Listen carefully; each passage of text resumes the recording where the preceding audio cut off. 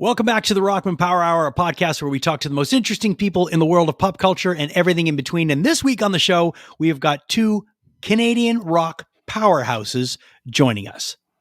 You'll find out who it is in a minute. You know, they know what the episode is called. It's not exactly a mystery. Okay, whatever. Let's roll the tape. Okay.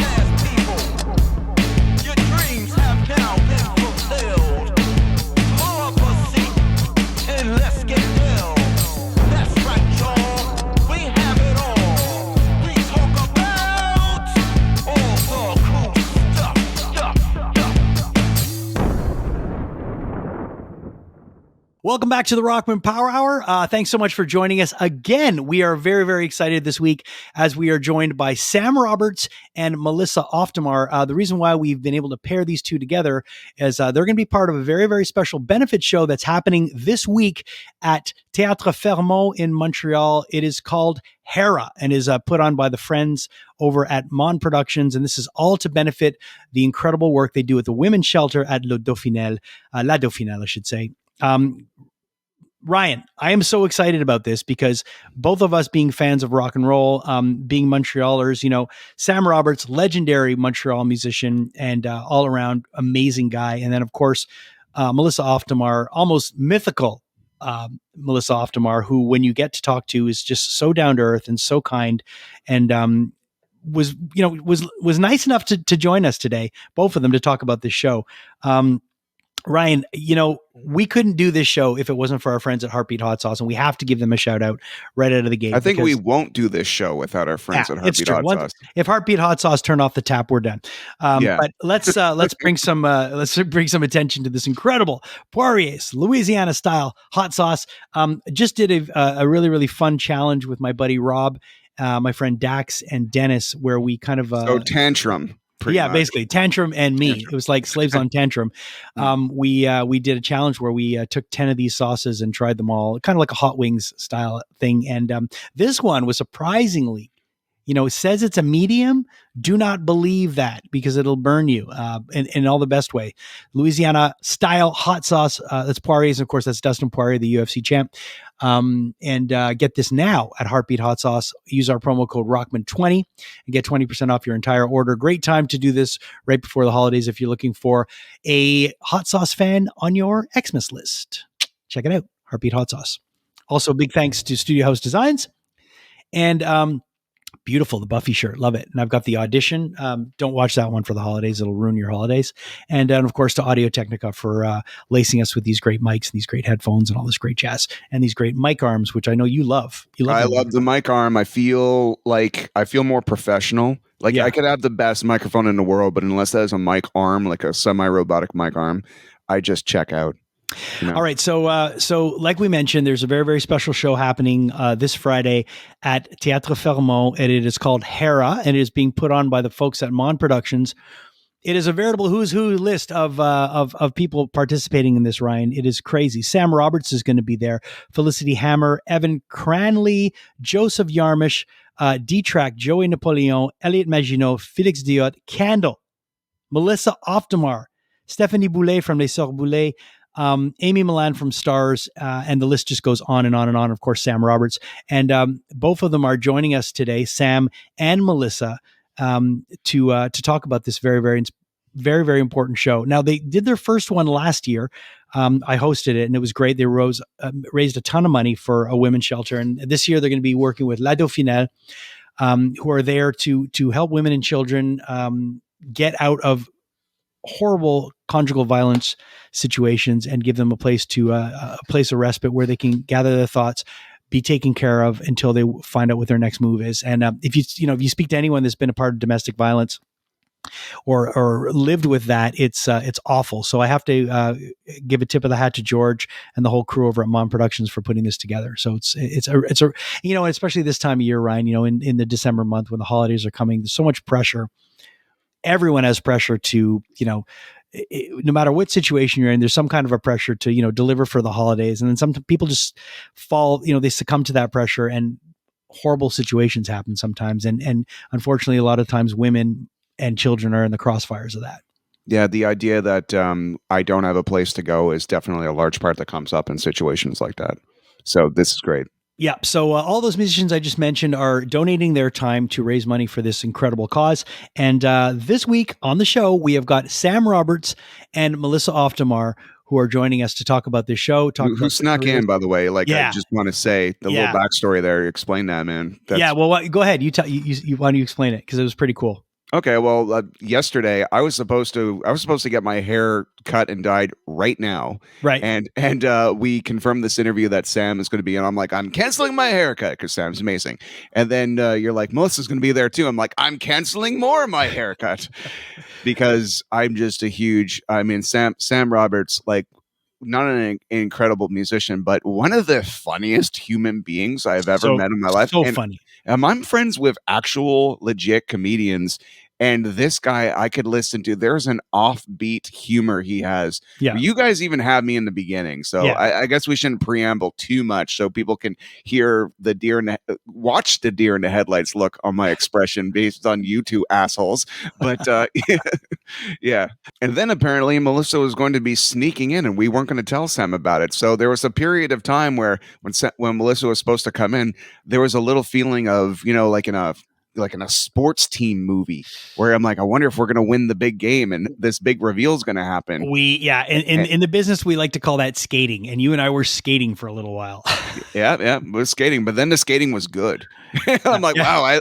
I'm like, right when I'm just thinking, we don't need Melissa. Well, we always need Melissa, but we don't need Melissa today. This interview is great and our show is great. And I feel really proud of ourselves. And I think that we really achieved something in the last. Oh, she's here. Yeah. And that's exactly how it happened. It was amazing. Yeah, it was.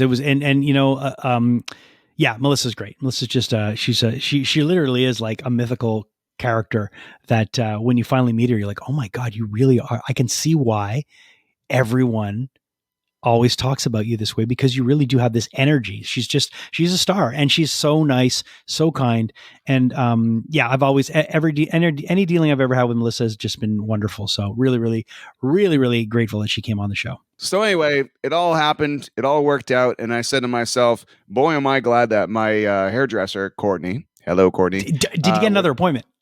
I did next week, but I also have realized that I look this shitty on a yearly basis because on Facebook, it's showing me memories from 6 years ago, 5 years ago, and it's always the same amount of roughness I push my grooming until. What you need to do, this is what the best thing to do. When you shave my head. No, you make your appointment with Courtney and then you make your next appointment in 8 weeks. You just go, can you book me in for the next day? And you have your appointment. That way you're my hair that much, man. It'll fall out. Oh, okay. All right. Yeah, I push it to like the 4-month max. I'm just like, kind of like, it's like, great. Not so great. Right. But then you're going to look banging for the holidays. So that's what there we go. I call it he's all thatting. Yeah. I'm really proud of this episode, and I'm glad that we're going to be able to give a bit of support to the show. And remember, if you're enjoying this episode, please like, subscribe, tell all your friends about the podcast. And at the end of the episode, and in the links and everything, we'll have links for you to be able to not only donate to La Dauphinelle, but also to get your tickets for the show on Friday because they will definitely sell out. Without any further ado, on the show this week, Sam Roberts and Melissa Auf der Maur.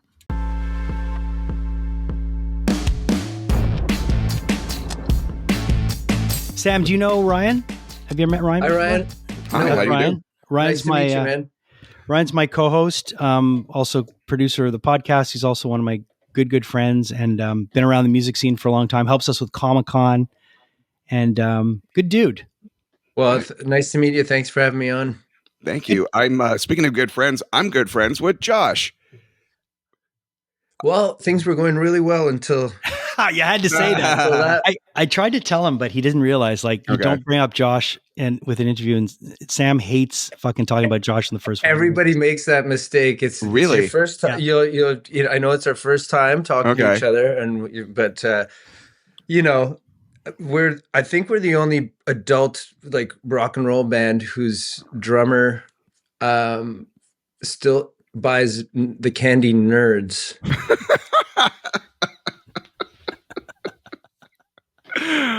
like legitimately, not even just like, yeah. And then we'll sit down and watch Teen Wolf 2 for the 200th time. 2, the Jason Bateman one. Yeah, not even the first one. Okay. Not even the Michael J. Fox one. Yeah. Yeah. So Ryan, just I'm just telling you right now, man, don't bring up Josh. Sure, no problem. Sam, It's too late. The damage is done. Fuck, dude, you had to fuck a minute and 29 seconds Really? in.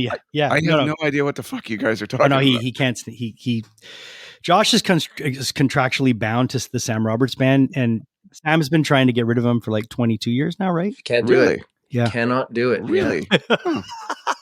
Poor Ryan. Yeah. All right, listen. Josh is a great fucking dude. We're just fucking with you. Okay, seriously, you guys are good actors because for a second I was about to throw my own friend under the bus for the sake of this interview. You're like, I hate that guy too, man. Oh, I fucking hate that guy. I love Josh. Josh, I Terrible met him when drummer. he was like starting out. He was playing with Frank Marino many years ago. Frank Marino's a family friend, and it's just incredible to see all the stuff he's gone by. I think his greatest accomplishment is playing with you. So Thank you.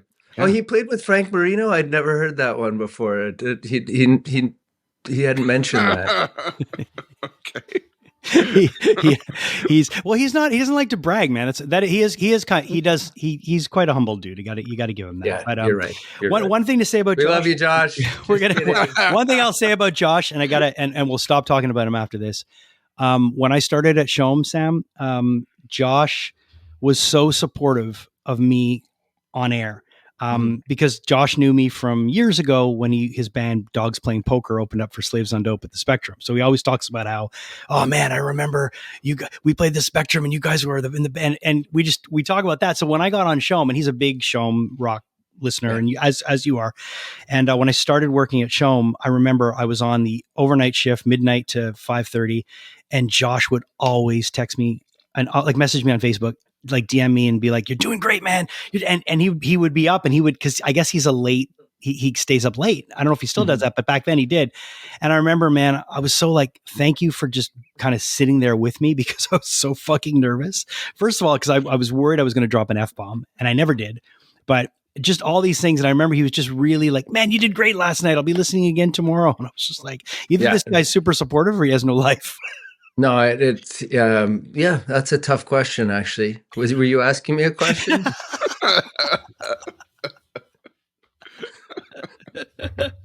but he is a good dude. Anyways, Sam, you know that he was in a band called, this is one of the best band names for if you're from Montreal. It was called Lionel Groove. Is he really in a band called Lionel? No, there was. It doesn't exist anymore, but he was in a band. That's a really good band name. Yeah.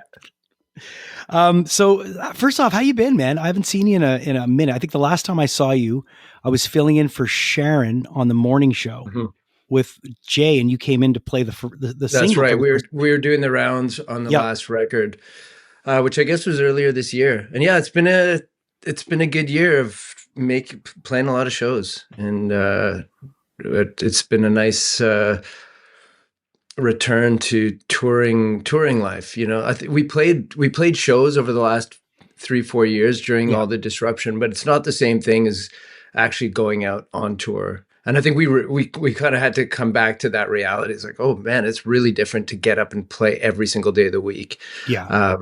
And once you get over the sort of, you find your sea legs again, you kind of realize why that was something that you missed so much as a band. Just if it's not for just the redemption, if you have a bad show, the fact that you can get up and get back on the horse the next day, it was more for me. It was just the way that we play on tour is very different, and I guess I'd sort of forgotten just how different it feels to be up there with a fully devoted audience, where you have that kind of really intense communal experience with an audience. We'd missed it a lot, so it's been a beautiful thing to get back to that this year.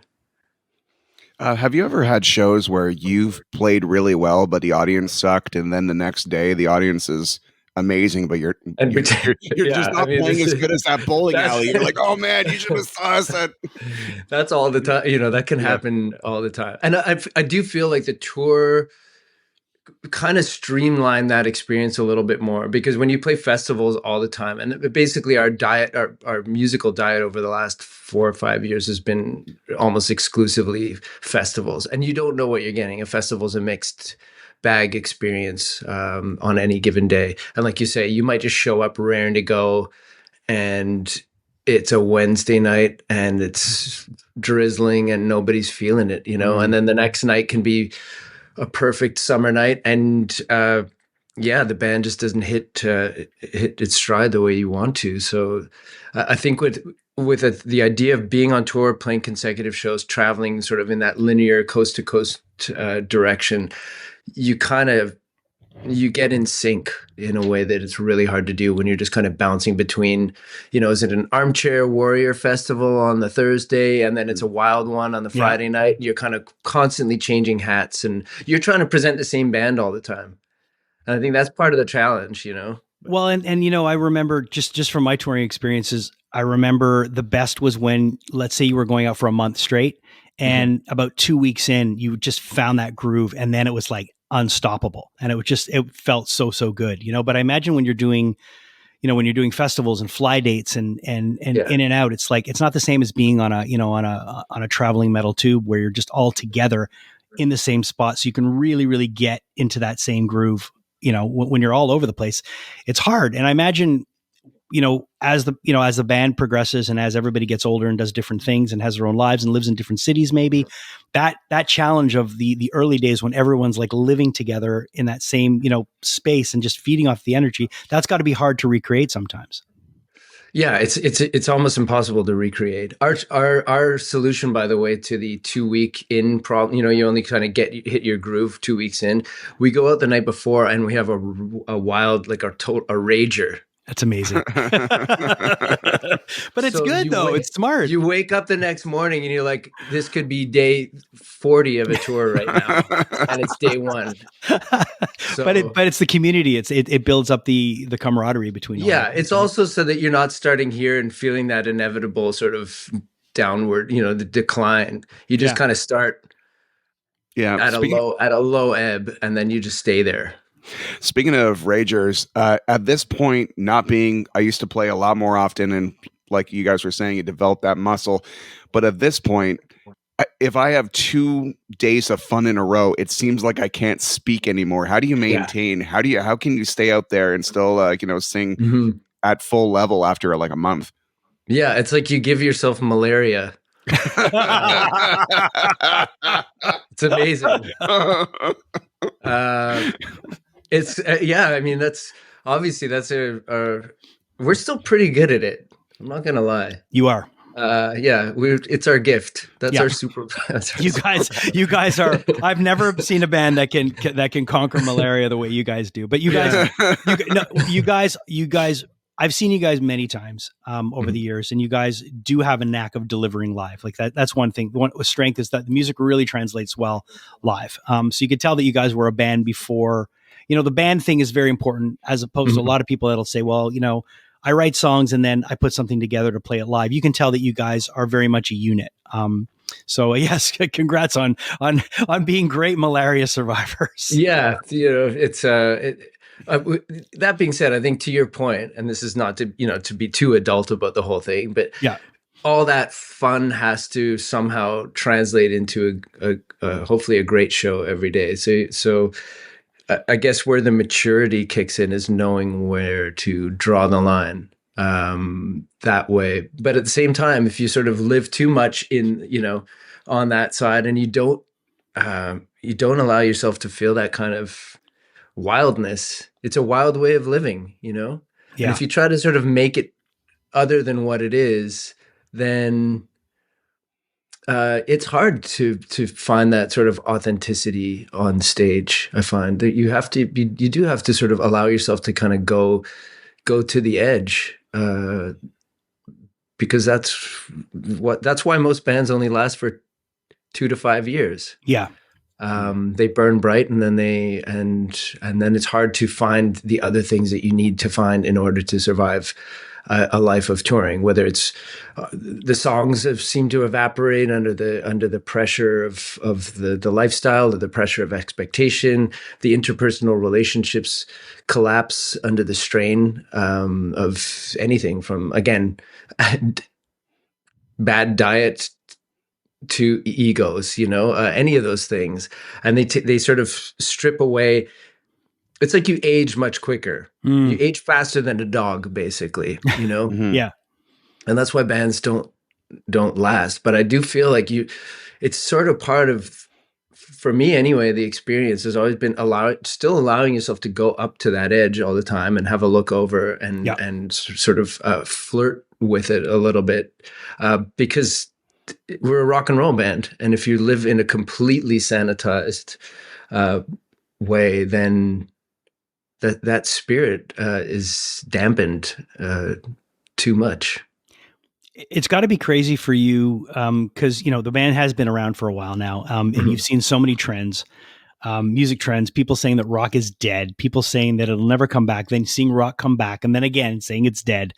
But you guys have all, and it's true. They always say rock is dead. Rock's done. Yeah. But it always comes back, because there's always going to be that kid that's going to pick up a guitar, or they're going to listen to The Who for the first time and go, what is this? Yeah. Or they're going to listen to Joy Division. They're going to go, what is this? Like, this is nothing I've ever heard before. So, what does it feel like for you when a kid comes up to you and says, you know what? I was listening to Katy Perry up until I discovered the first Sam Roberts record, and it changed my life. I mean, that's never happened, but but you know what I mean? When you're the rock influence. Right. When it does, I'm going to cry. I'm going to cry in front of that kid. Yeah. I mean, I get such a kick out of, just seeing a kid with a black leather jacket and a guitar slung over his shoulder. I just love that. I feel an instant, like almost like parental protectiveness for that kid, and that's the last thing that person wants, by the way, isn't a middle-aged rocker looking out for him, but yeah, I love it when people gravitate toward, move away from that sort of, and it was the same for me, I grew up in the heyday of, in my mind anyway, the heyday of pop music in the the early 1980s, and listening to the Eurythmics and Cyndi Lauper and Michael Jackson, and but then when the guitar-driven music starts to speak to you and gets into your bloodstream and your DNA, it's a powerful thing, and I love seeing that still being a factor in my kids too. At least one of them. I have 3, and I knew if I stopped at one, then there was a good chance that they would only listen to Katy Perry, and I would never. But if you have 3 kids, there's a really good chance that one of them's gonna, yeah. And then my daughter put on she's like, I really like this Fleetwood Mac band, and I was like, all right, my job's done. Yeah, for sure, definitely. But it's funny when you speak of waves and the ins and outs of that rock and roll, the place that it occupies in the sort of public opinion, and our journey as a band is to or our ambition as a band rather, is to one day catch the upswing. We just haven't, because there've been, like you said, there've been like 5 times where rock and roll has disappeared for a time, and just been crushed under the weight of pop music, of hip hop, and then it's just this stubborn mule, and it comes back, and we're like, one day we're just going to be perfectly aligned to catch the ride back to the top. It hasn't happened yet. But it's crazy when you look at how many bands will be around for a long, long time, and all of a sudden we'll catch that time where it's just their time to ride the wave, and be kind of come to the top and ride that wave for a while. It's you see it sometimes, and you see some bands that always kind of, you're like, are they ever going to get their just desserts? Are they ever going to get their moment where people are going to go, man, like, and sometimes it just never happens for some bands. Mm-hmm. Like, you look at a band like King's X. King's Mm-hmm. X to me is a band that everyone should be bowing down to, because they were just such innovators. But there's always those bands that are kind of on the forefront. And I know that you're a big fan of Joy Division and New Order, and like I could never think of two bands that changed the face of music that were kind of the same band, but managed to change the face of music twice. Who's been the band for you that you find just absolutely changed the face of music? I mean, it's almost impossible not to break it down into different eras, Yeah. because it's funny, when I was, I guess, in the late 70s, when I was a kid and really started discovering music, the Beatles had only broken up like 10 years before. Right. And so for me, that was still like going through the Beatles catalog to me is still the benchmark for how you can innovate in a short period of time. Yeah. Short period of time. A very short period of time, and still write music that stands the test of time, because you can innovate and you can be a catalyst as a band, but not necessarily ever hit the mark in terms of the actual song, the songs that you're writing. And I'm still a very song driven person. I don't just get off on the sort of musical innovation that way. So yeah, I mean, it's hard to not acknowledge the Beatles, and then it's hard to not acknowledge Pink Floyd in the 1970s. And I think the combination of those two things is where and again, this is derived directly from my dad's record collection, is where I sort of started to want to get into marrying, the psychedelic elements with, but still having a very sort of, again, song-driven core to everything. And then it was later on when I started getting into bands sort of on my own terms, like in high school, like the Happy Mondays and Primal Scream and Spiritualized and the Stone Roses, that it was this sort of bringing in the element of like the kind of rhythmic component to it all, and realizing that you could have music that's a song that can be psychedelic, but also sort of has that ingredient that I kind of look for, want to feel in a lot of the music that I listen to, which is a sort of a heavy rhythmic underpinning to it. So I think in the sort of fusion of all those things that's kind of where the essence of where I come at songwriting from, and also how I want to feel on stage, how I want to feel in the band that I'm playing in. Yeah, I remember you came, I don't know how many records deep it was, but you guys came to the station and you had I think it was like a 7 or 8 minute song.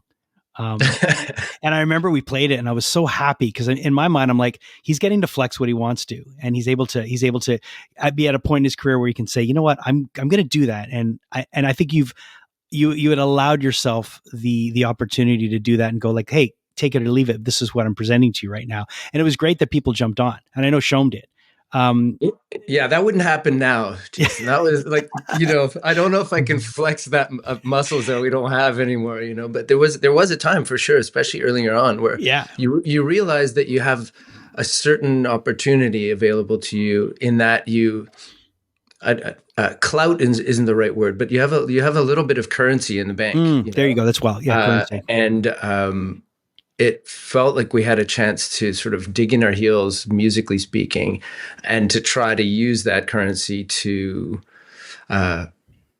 push our agenda, I guess, as far as we can push it with radio and the public. But it just felt like an opportunity to sort of make a statement about how we saw ourselves as a band, and how we wanted other people to see us as well. And those are really important steps along the way. And sometimes you don't realize how important it is while it's actually happening. But I certainly recognize that now, that those decisions back at that time were pivotal, literally pivotal, in that we were able to shift the direction that we moved in. You're talking about longer songs back in the 70s when you think about, Pink Floyd, and they'll have these enormous anthemic long 8-9 minute songs, and people had the patience to listen to them. Yeah. But then it seemed like in the 80s everybody was on so much coke, they're like, get to the chorus.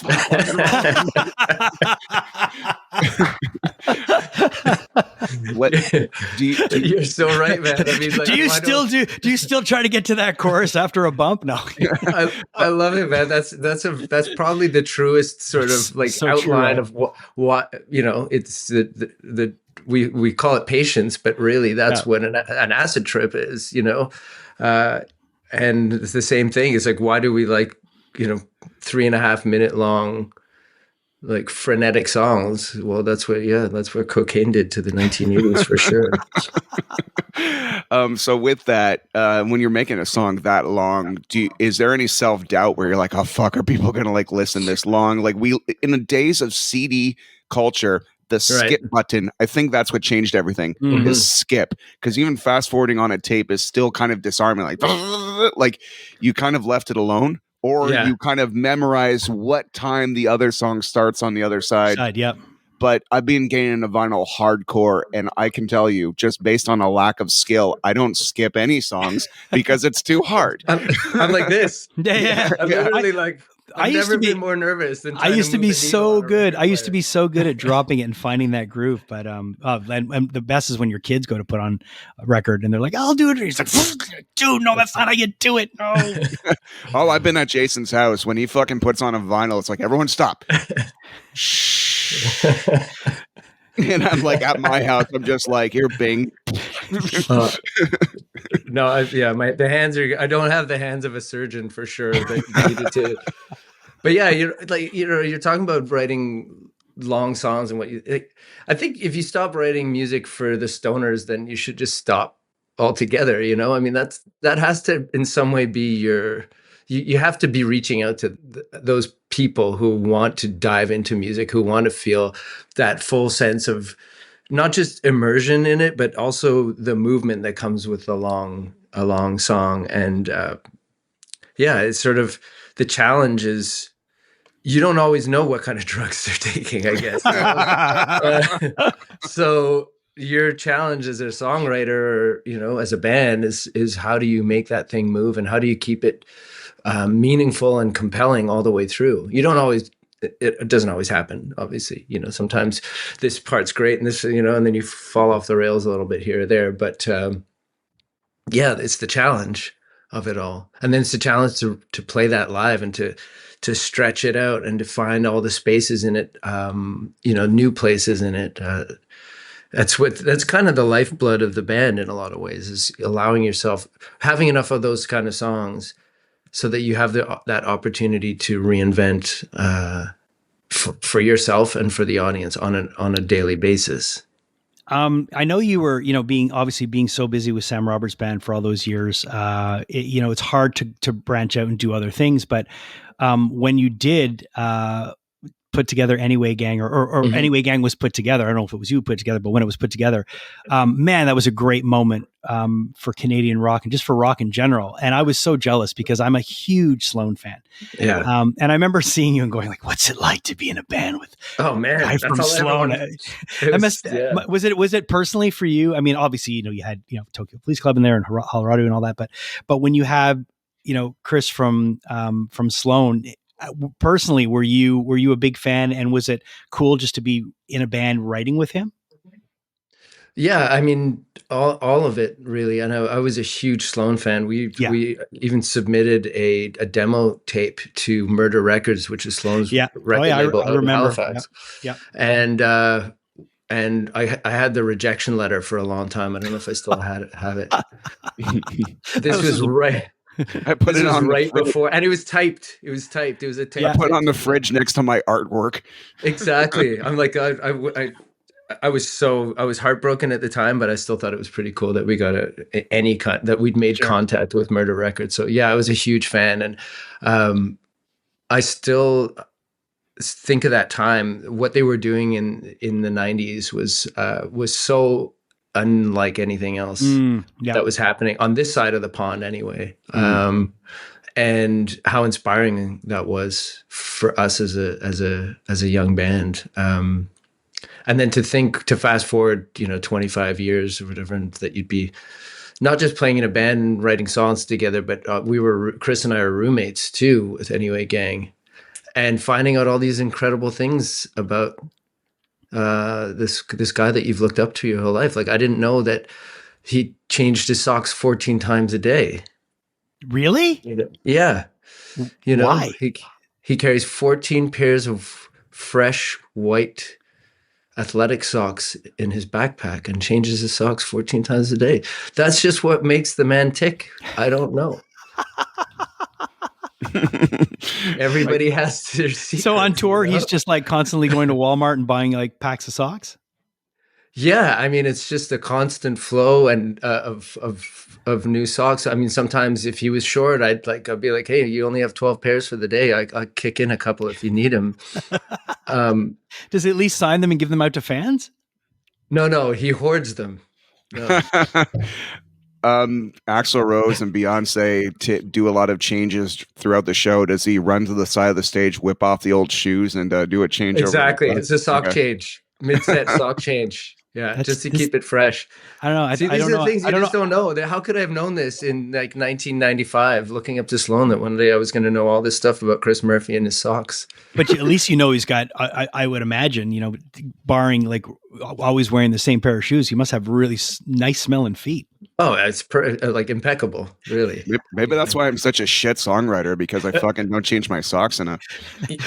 That's why I'm here today, guys, just to share the wisdom that I've accumulated over the years. Well, since you're here, what is one of your things? Like, I know you don't change your socks 14 times a day, but do you have like one of those things where like someone will learn that about you and go, really?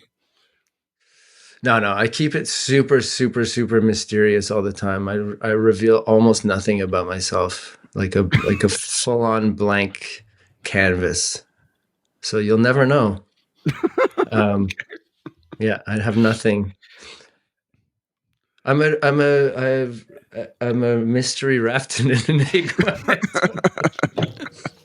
All right. So this show that you're doing next Friday, you're very, I know you're very charitable when it comes to your time, and that's well documented. I mean, you're always one of the guys that will say, "Hey, I'll step up and I'll do what I got to do to help out." How did you get roped into this one? Yeah, well, George Donoso, who is a very good friend of mine, but also a former bandmate as well. George and I played our band prior to Sam Roberts' band was called North Star, and George, who went on to become the drummer of the Deers for many years, and just an incredible drummer, incredible musician. He decided he wanted to stop playing drums, and he wanted to play guitar, which he's equally good at. Yeah. So when he was crazy. So he was playing in North Star, singing beautiful backup harmonies and playing guitar. And so we were in a band together for many years, and we've been friends since then and stayed in touch. And he's been putting on this show for, I'm not sure if it's 3 or 4 years now. I'm not sure. I think this is the second one. Maybe That's the second. one, okay. Yeah, second one. Yeah.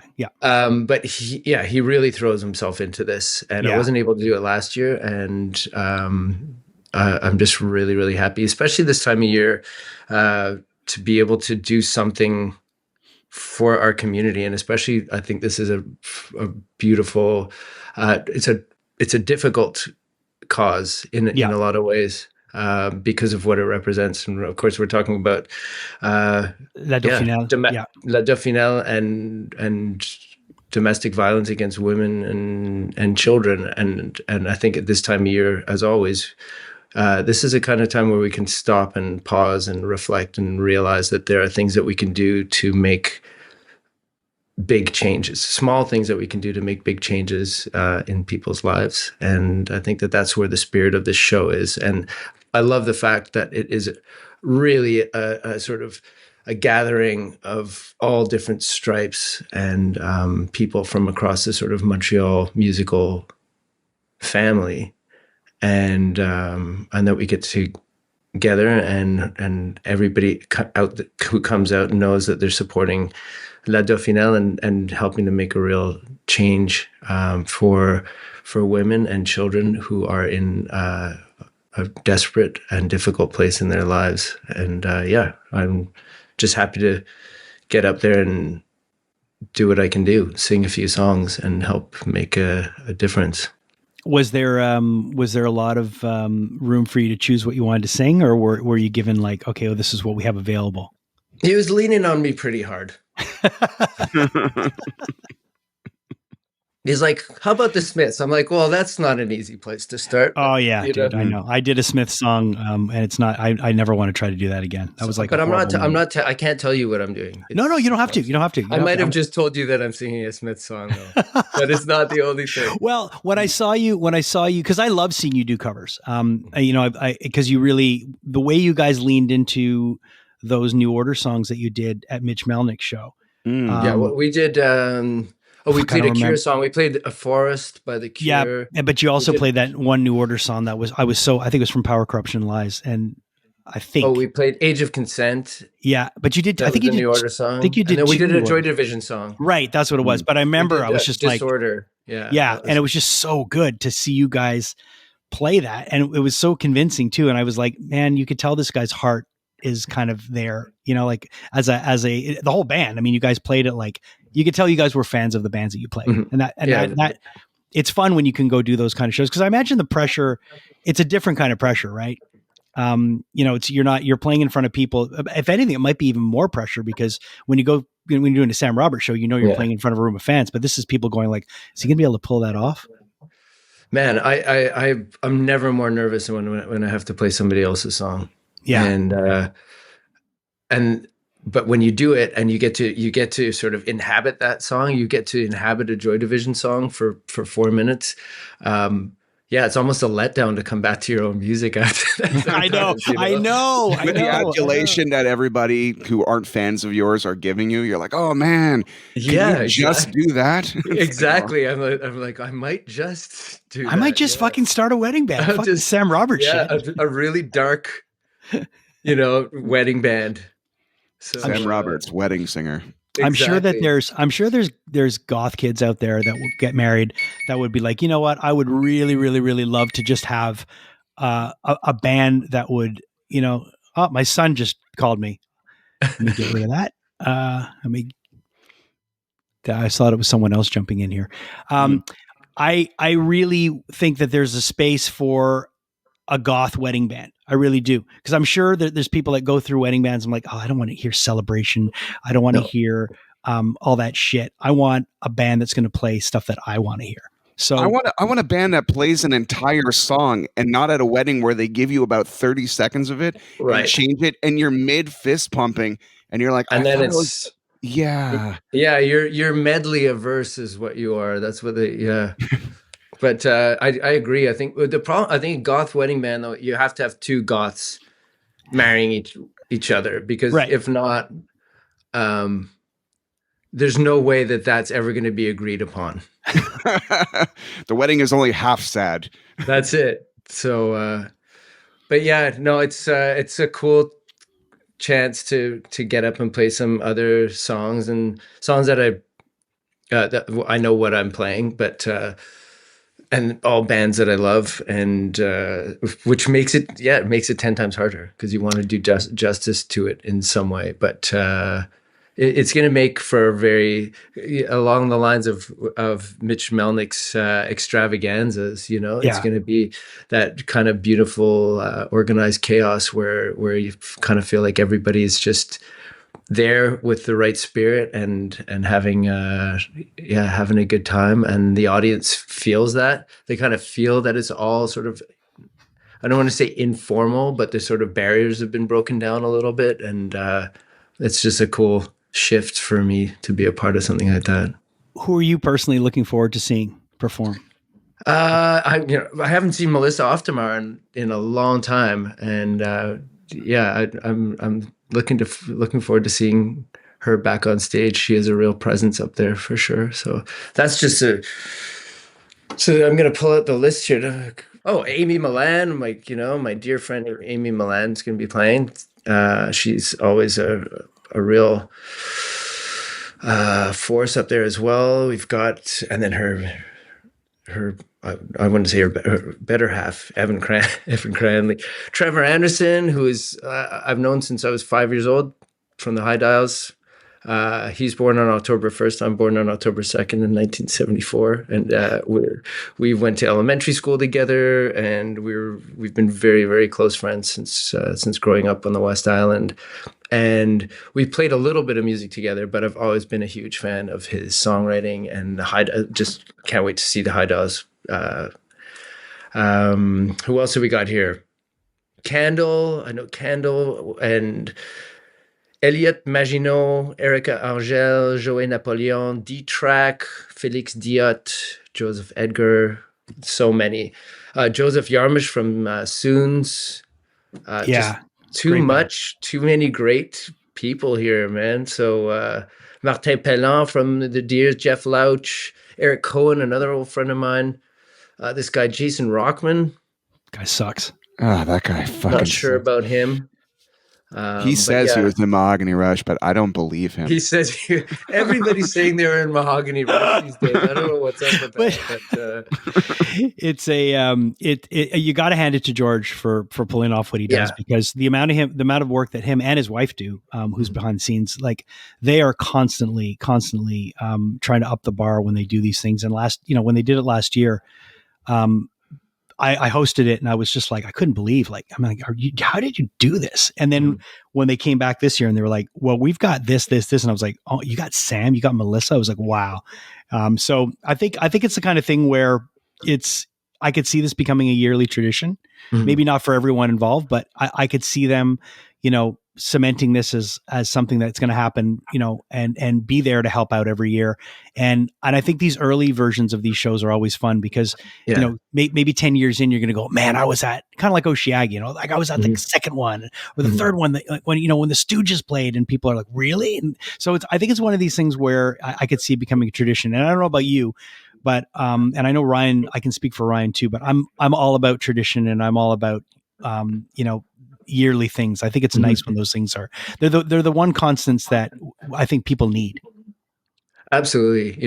And this, and it is so often this time of year when these kinds of things, happen. And for us as well, where you kind of go off and everybody scatters to the wind, and you go on tour, and, or wherever your musical path takes you. And then this is a time of year where everybody's kind of back at home, and you can come together and you, again, do something that helps prop up where you live, and the people who need our help here in Montreal, and the fact that it's all, Montreal musicians getting together to again help build up our city a little bit, is beautiful. So, like you say, that these kind of early editions.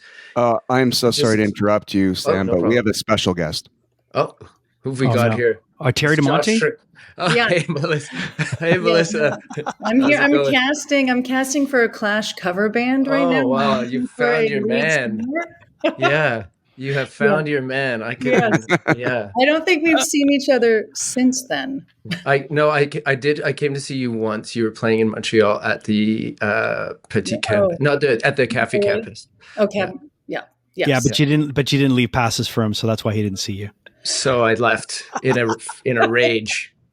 But no, it has been a long time. So I don't know if Melissa's telling a story that sort of how our paths crossed in the tell us the story. Tell us the story. Well, I'll let Melissa tell, because I just kind of got before I knew it, I was a singer. I was wearing eyeliner for the first time in my life. Exactly. I had a pompadour, and I was singing Should I Stay or Should I Go on a movie set, but that was all Melissa's doing. Yeah. I was CanCon, so there was a Hollywood movie being shot in Canada, and the music supervisor, some Hollywood guy, heard, oh, the girl from Hole, she's Canadian. So they hired me to assemble the live band that would play for Angelina Jolie's gala scene. I don't remember which hotel it was, but the point is we were the entertainment. I wore a white wig. I was the bass player in a Clash cover band, and I got all of my old Montreal Tinker boys. So like Jordan and Steve. And I'm like, who's like the charismatic singer guy? Who can we have to end there? And then I guess maybe that was the first time I met you. I knew that Jordan had been working with you, but anyway, Sam carried it great. He got to wink at Angelina in the front row. And it was great.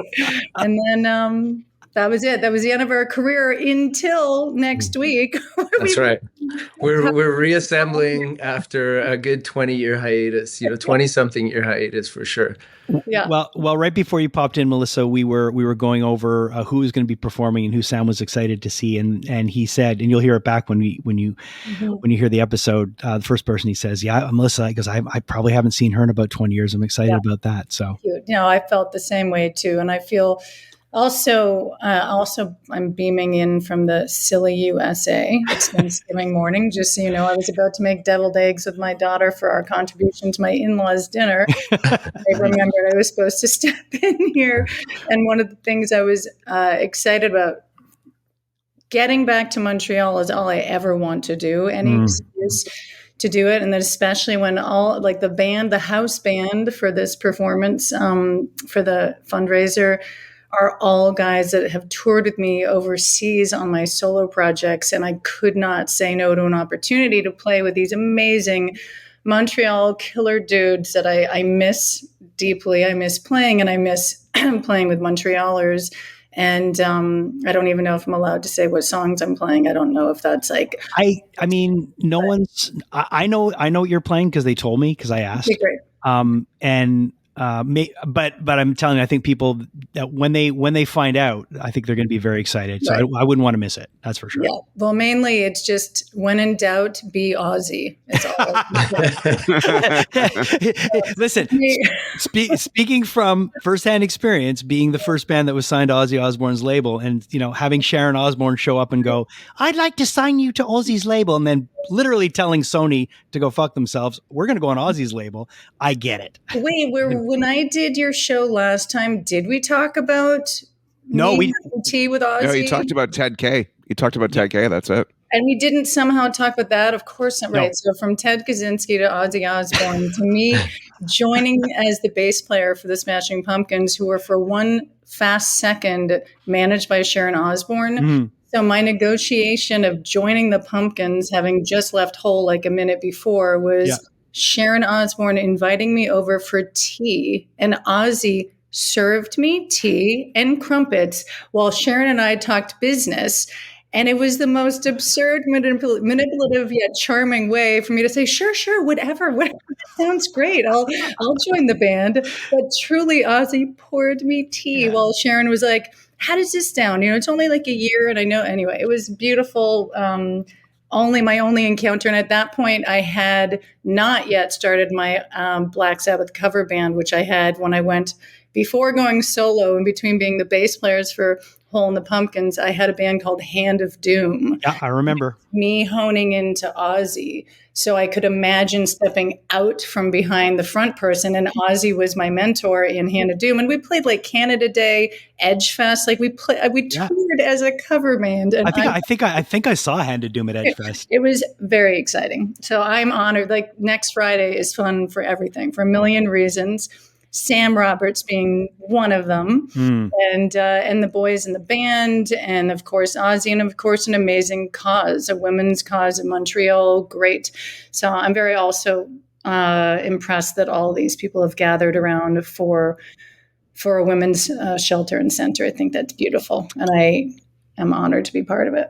George and his wife are wonderful people that really pour their hearts into this. And listen, guys, I appreciate both of you popping in. Sam, thanks for hanging with us.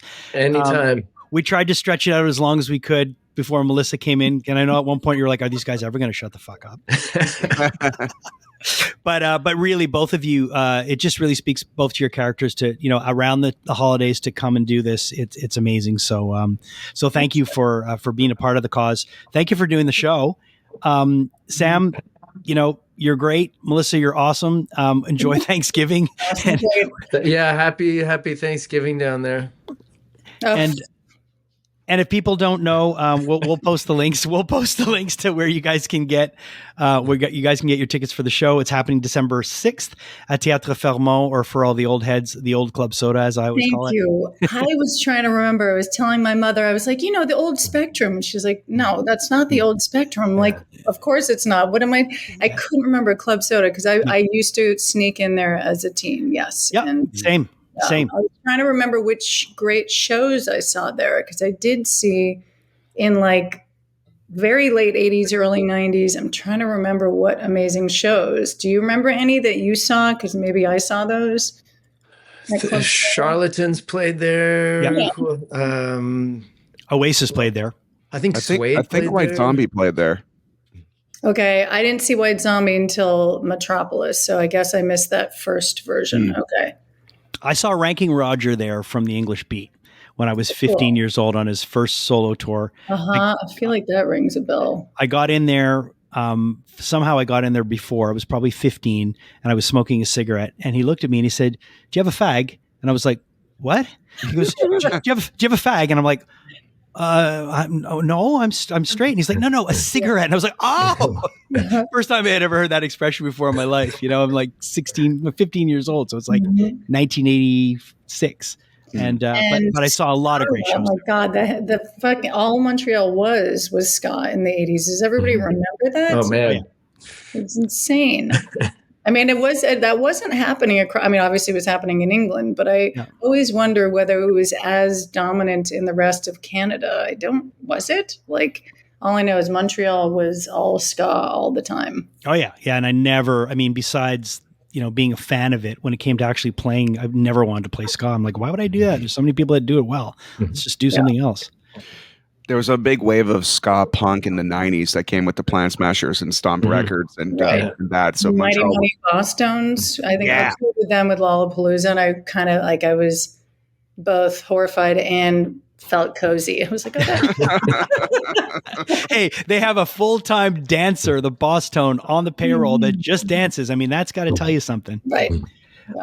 Thank you guys very, very much for doing this. And Sam, I look forward to seeing you. Yeah, same here. See you next Friday. Have you played, just so I know, have you toured or played with any of the guys like George, Alex, Jeff Louch, whoever else is in the band? George. I know George. George and I were in a band together for some time, yeah. Okay, so I know him well. And I'm Martin from the Deers and Trevor Anderson as well from the High Dials. Okay. Again, we've done quite a bit of stuff together over the years. So very fun. It's going to be a nice little reunion for everybody. Is.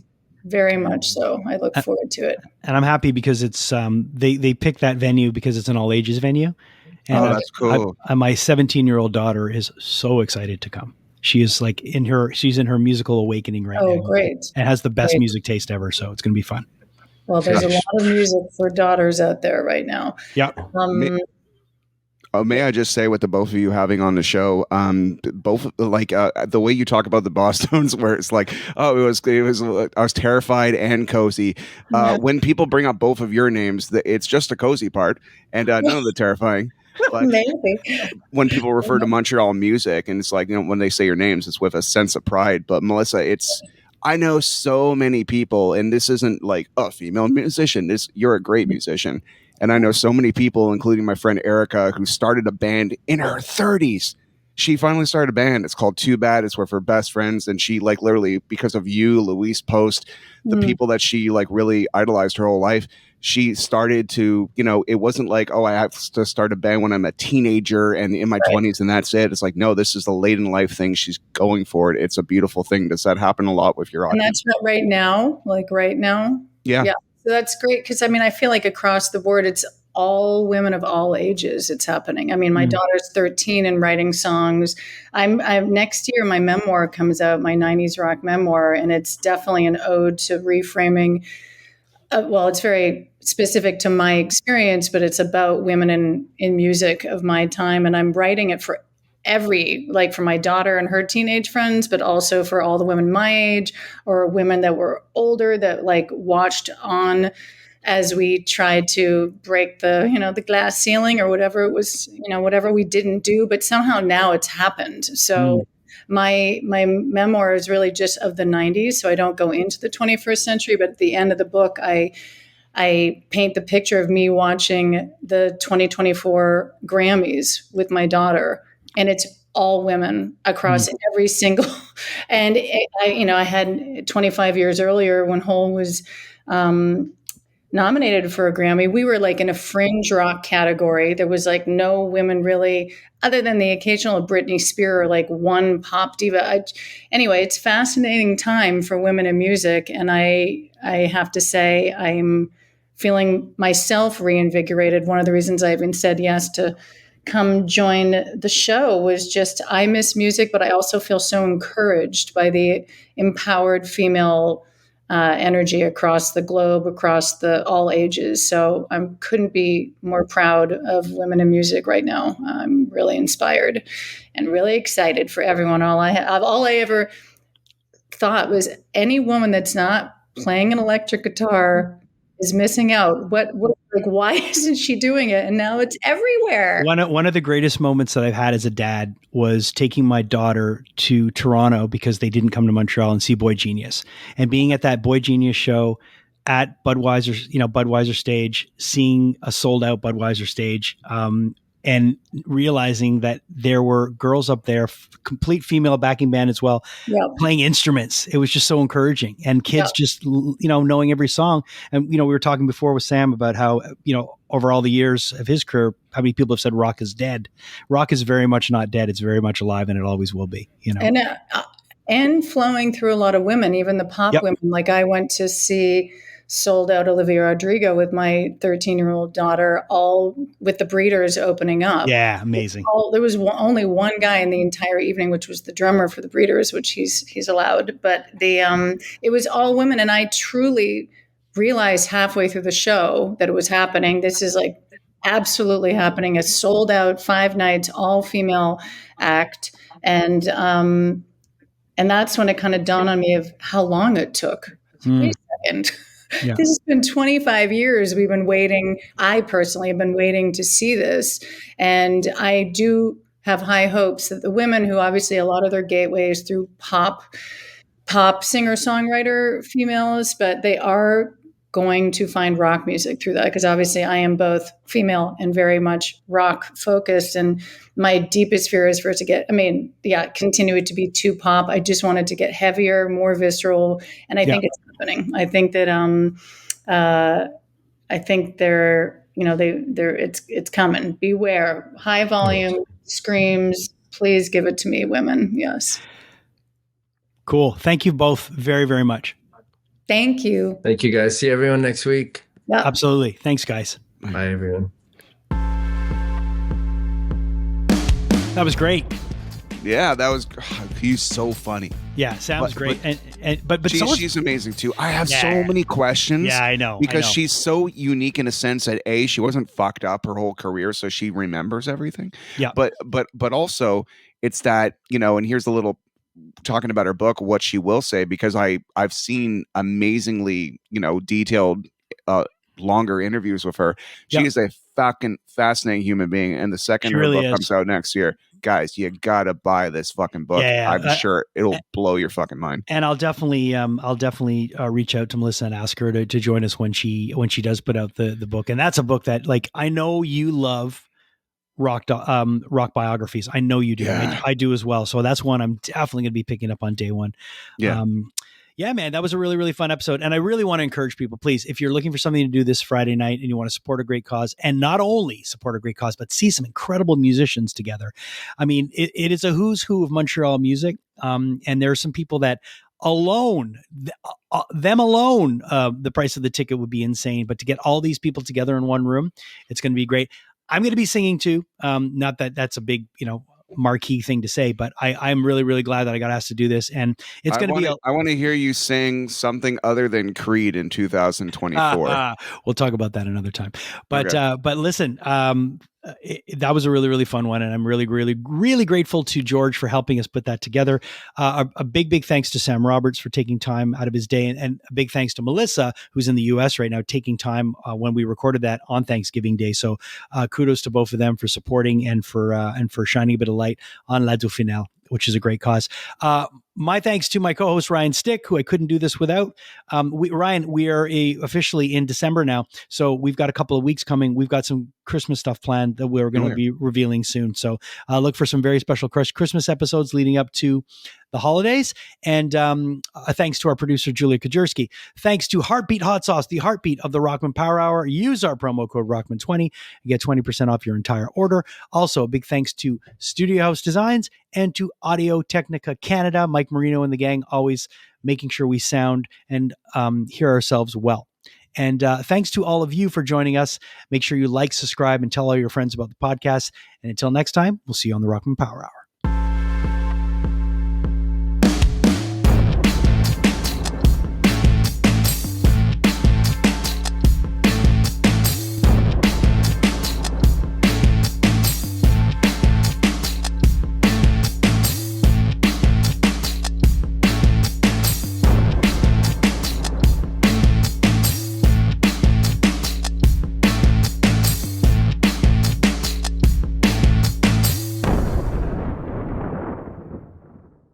Hey, thanks so much for watching the podcast. We really appreciate your support. And if you're enjoying the podcast, click this link right over here to watch the next episode and click right over here and subscribe. And that way you won't miss anything.